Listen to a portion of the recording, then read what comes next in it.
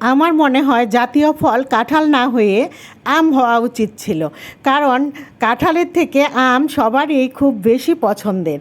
তো এইখানে হচ্ছে অর্ডার করেছিলাম হাড়ি ভাঙা আম, এই আমগুলোই এখন বের করে নিচ্ছি। দেখা যায় যে ক্যারেটে আমগুলো থাকলে এভাবে সবগুলো আম একসাথে পেকে যাবে, তাই সবগুলো আম আমি বের করে নিয়ে তারপর ঝুড়িতে রেখে দিব। আর হচ্ছে আমার ইনস্টিম অ্যাড চলে আসছে, এটা হচ্ছে 5,000 ফলোয়ার পূর্ণ হওয়ার সাথে সাথেই চলে আসছে। কিন্তু মানে ফেসবুকে কাজ করে কি যে পেরা, আমার মতো কি সবারই পেরা বলবো কি হয়েছে আমার সাথে। আচ্ছা, এখানে হয়েছে সকালে নাস্তার জন্য রুটি সেঁকে নিচ্ছি, রুটি আর গরু মাংস দিয়ে নাস্তা করে নেব আমরা। তারপর ছেলেদেরকেও নাস্তা করে দেবো। আজকে কি হয়েছে, নাস্তা তো সবাইকে ডাকলাম, আসো সবাই একসাথে নাস্তা করি। ওরা বললো আম্মু আরও পরে নাস্তা করব। আমি খাওয়ার পরই মানে দুই ভাই চলে আসছে, আম্মু নাস্তা খাবো। এই তো মায়েদের যা করতে হয়, মানে এক দুপুর চলে যায় নাস্তার পেছনেই। আবার তরকারি গরমে দিলাম, আবার ওদেরকে রুটি ভেজে দিলাম। মানে গরম ছাড়া তো কিছু খাবে না, রুটি তরকারি সবই আবার গরম লাগবে। আবারই গরম গরম সব কিছু করে তারপরে ওদেরকে নাস্তা দিলাম। তারপরে যেটা বলতেছিলাম যে তারপরে আবার একটু পাকা আমও বের হয়েছে, ওইটা কেটে নিলাম। তো আমার সাথে যা হয়েছে, স্টিম অ্যাড যেটা মনিটাইজেশান চলে আসছে, কিন্তু 15 দিনের জন্য রিভিউতে রাখছে। ভাই দিয়ে দিয়েছ ভালো কথা, আবার রিভিউতে কেন?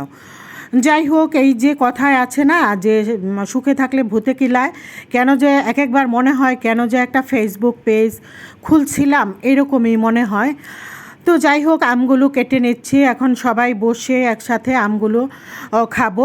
আর একটা কথা হচ্ছে, হাড়ি ভাঙা আম কিন্তু উপর থেকে দেখা যায় কাঁচা, আসলে এটা যেটা হাতে ধরলে একটু হালকা একটু নরম লাগবে, ওইটাই ভেতরে একদম পাকা। বেশি পেকে গেলে এই আমটা আর মজা থাকে না। আর এখানে হচ্ছে কুমড়ো ভাজি করে নিচ্ছি, দুপুরে রান্নার আয়োজন আমার। দুপুরে হচ্ছে খাওয়ার জন্য কুমড়ো ভাজি, তারপর কালকে শিং মাছ পটল দিয়ে রান্না করেছিলাম, এই তরকারিটা পুরাটাই রয়ে গেছে, একদম পাতিল সহ ঢাকনা সহ এভাবেই আমি ফ্রিজে রেখে দিয়েছিলাম, ওইটা বের করব।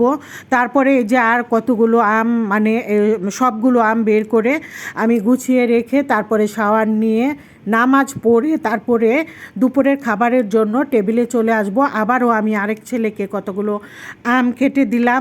এখন দুপুরের খাবারটা টেবিলে দিয়ে দিব। এই তো শিং মাছ আর পটলের তরকারি গরম করে নিচ্ছি, তারপর হচ্ছে গরুর মাংস উঠিয়ে নিব। নেওয়ার পর আমি একটু নিচে চলে যাব, নিচে একটু কাজ আছে গ্যারেজে।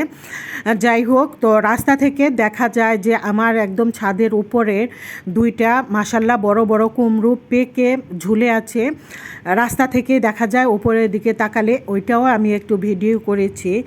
তো কি আর করা, ভিডিও করে বাসায় এনে দেখি যে না, বিল্ডিং তো ঠিকই দেখা যাচ্ছে কিন্তু কুমড়ো দুটো আর দেখা যাচ্ছে না। তো আমারই ভুল হয়ে গেছে, যদি আইফোন দিয়ে করতাম ভিডিওটা তাহলে কুমড়োটা একদম কাছে থেকে আয়না দেখানো যেত। যাই হোক, এই তো খাওয়া দাওয়া করে বিকালে তারপর একটু গেলাম নিচে, ওই দেখেন একদম উপরে ঝুলে আছে, কিন্তু ওইটা আর দেখা যায় না। আল্লাহ